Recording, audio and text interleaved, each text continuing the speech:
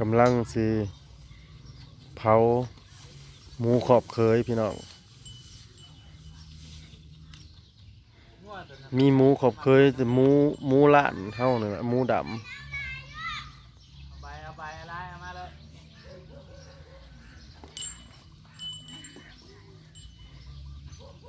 เขาสิมาขอน้องสลายงานหมันแล้วค่อยแต่ง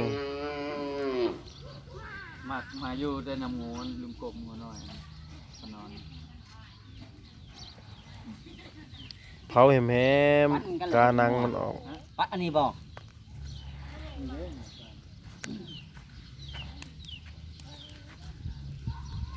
ปัดกันเลยวันนี้สิปันเด้อเขาจังไว้ออกมาป่า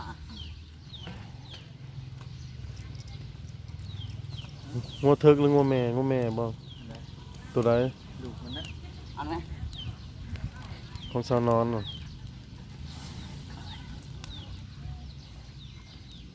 งูแม่มันได้ลูกมา ต้องคอยได้มาใหม่น่ะงามมาเลย บิ๊กนี่ เป็นบักเทิกแดง มันหางมันขาดใช่ไหมพอตัดเนี่ยหางมัน โอ้ผมบ้านไปแล้ว เด้มี เผาแหมๆพี่น้องกาหนังจำแจวโอ้ยสุดยอดหมูครอบเคยนี่ต้องเอาตีนมันเนาะตีนแล้วก็หางแล้วก็หัวพี่น้องข้างเครื่องในเด้อซะ เอาเบิด หูเพิ่นว่าหูน่ะฟัง ใด ดังนะดมตากระเบิงหางเด้อซะหางเด้อซะวี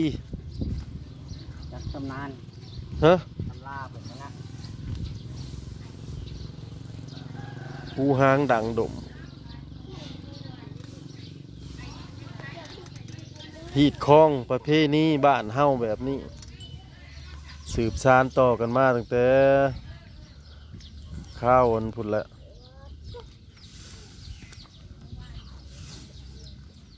คันนั้นสิแต่งงานน่ะต้องมีหมูขอบเคยโลดมาขอนจังสิได้มาเป็นเคยเพิ่นนะเฮาก็เคยมาคือกันเนาะลุงกลมก็อามาตัวบักใหญ่หนึง ของข่อยยังเจ๊กและสื่อที่ยอดยังหมู สิว่าเอาหยังหมู พันนะ ตัวละ2,000กับปักใหญ่บ่ โอ้ยยังเพิ่มข่อยก็ได้นี่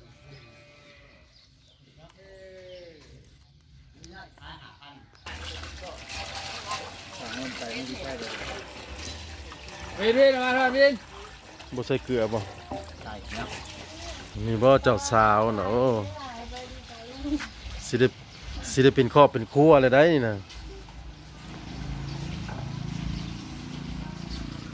น้องสลาย งานมั่นน้องสลายหอยพาเทินหัวน่ะนี่หางมันพี่น้องหางหมูจำฮีดจำคองมีหัวหมูตีนหมูหางหมูน้องผิดที่จำฮีดคองกินดอง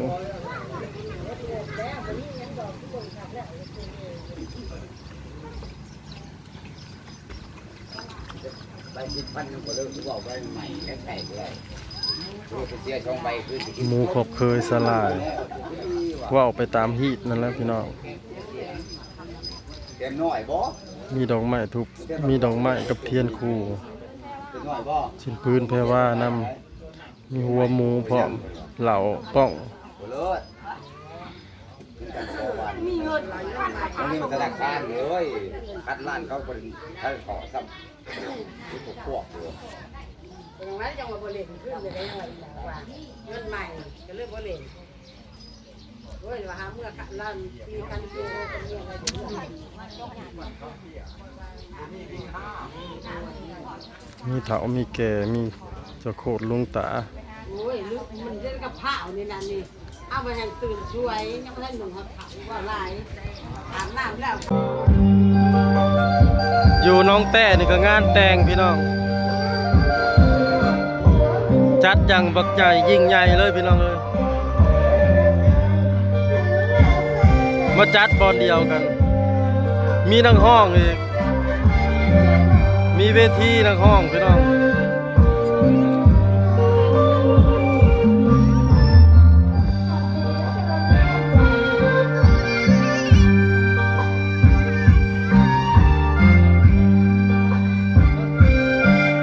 เปิดเพลงย่อยอาหารพี่น้อง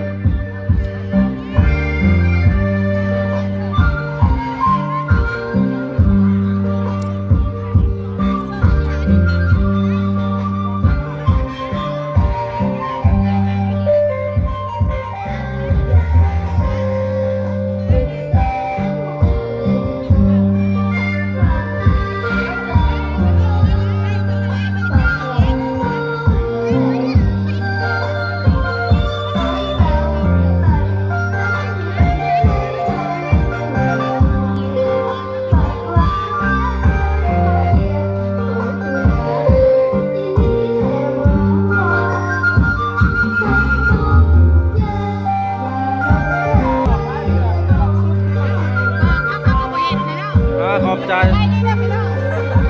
มีหอยมีหอย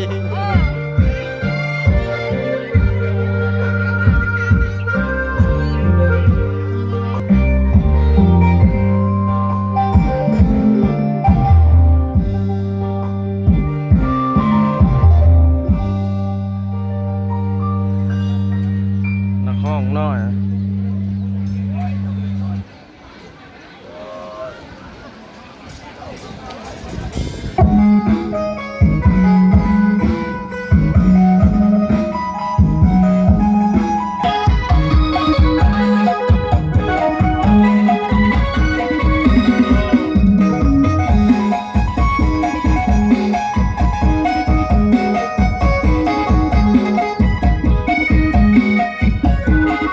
นักห้องน้อยพี่น้อง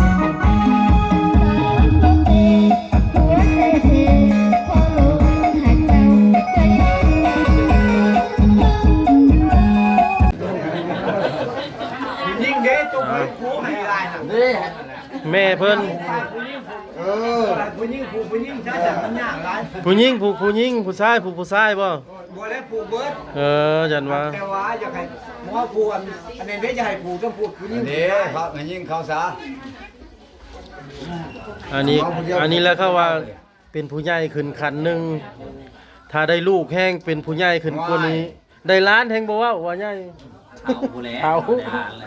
แต่นี่มันสิว่าอันมีความสุขอารมณ์ดีบ่แม่นลูกเอ้ยหาเงินหาคำเด้อเว้ย กุ้มพ่อกุ้มแม่แล้วบาดนี่ กลุ่มลูกกลุ่มเมียเนาะ กุ้ม ว่า กุ้มเมียแล้วบาดพ่ออาศัยโตแม่แม่เฒ่าอาศัยแล้วบาดนี่ทองคำทองไฟอาศัยโตแล้วบาดนี่นะ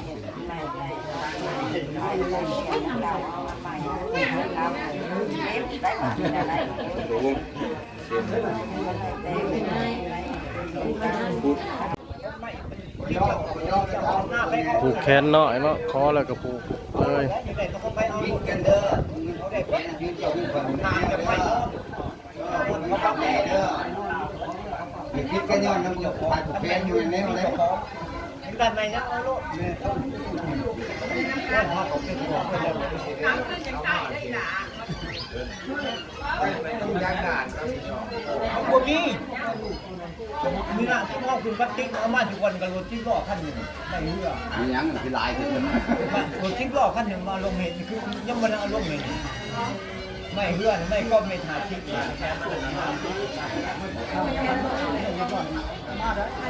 บ้านแล้วเขาก็เห็นได้แล้วเขาเกี่ยวกับของกับ ค่าดอง50,000ค่ำบาทหนึ่งงัวตัวหนึ่งงัวชิ้นห้างตัวหนึ่งแล้วก็งัวกล้วยหมักทุนตัวหนึ่งเนาะขึ้นพร้อมมื้อนี้ก็มีแต่5,000 เอาไปมันได้เนี่ยก็ไปก็บางคนตีกันตีชิมมือเด็ดมันจับดอกดูยังผมเป็นอะไรนะแค่บ้า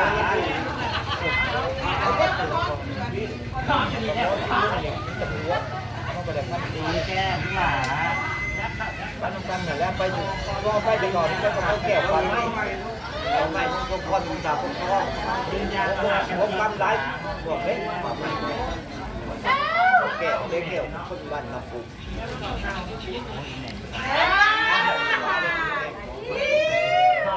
เมียต้นทุนเรื่องนี้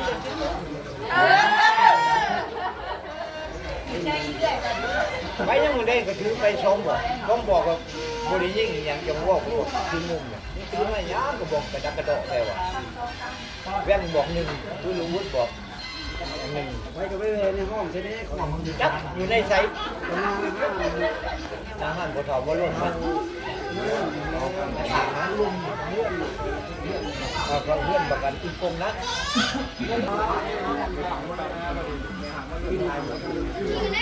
ตายจมบุกอยู่คนตามกันที่ตายสองบัดชั้นบัดที่สองตายสี่เที่ยงเลยนี่ ก็ได้พ่อยายเม็ดมันที่หมอกเลยกินดอกมันพูดว่า